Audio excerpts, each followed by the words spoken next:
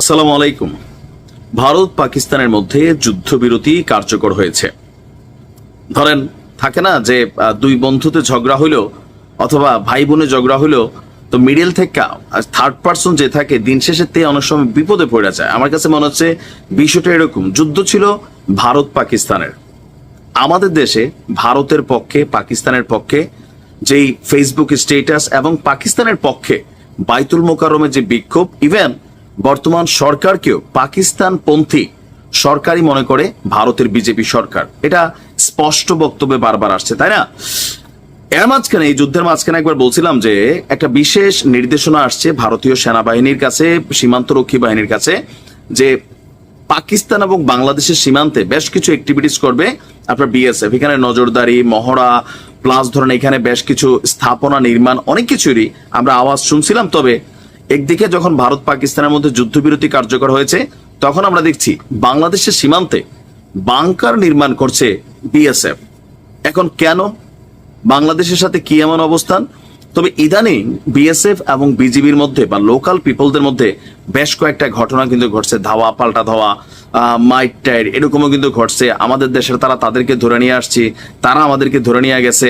So বাংলাদেশকে এই মুহূর্তে সেফ জোন হিসাবে ফিল করতে পারছে না ভারত, যার কারণে এই ধরনের ঘটনা হয়তো। প্রেক্ষাপট চাঁপাইনবাবগঞ্জের ভোলাহাট উপজেলা।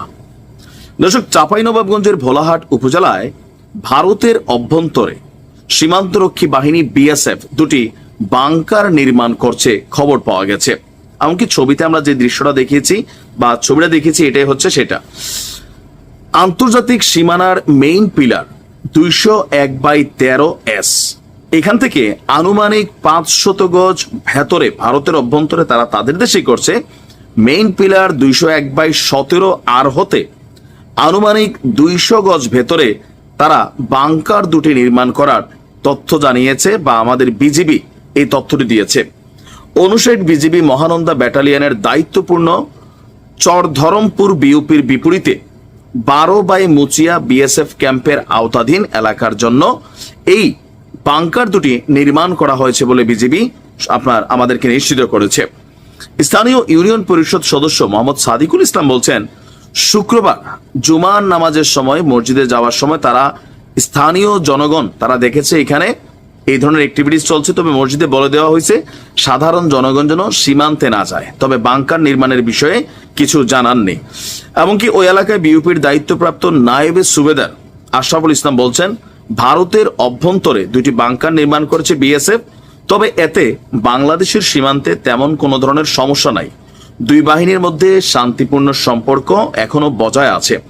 সীমান্তবর্তী এলাকায় ভারতের চরাঞ্চলে স্থানীয় কিছু মানুষ গবাদি পশু চড়াতে যায়, তাদের সীমান্তে প্রবেশ না করার জন্য সতর্ক করা হয়েছে। সীমান্ত নিরাপত্তা নিয়ে বর্তমানে কোনো ধরনের শঙ্কা নেই। তবে ভারতের মাথায় কি ঘুরতেছে এটাও বোঝার উপায় নেই। একটু সচেতন থাকা উচিত, আমাদেরও সতর্ক থাকা উচিত। তারা যদি নির্মাণ করে, আমরা 2-4টা নির্মাণ করতে পারি।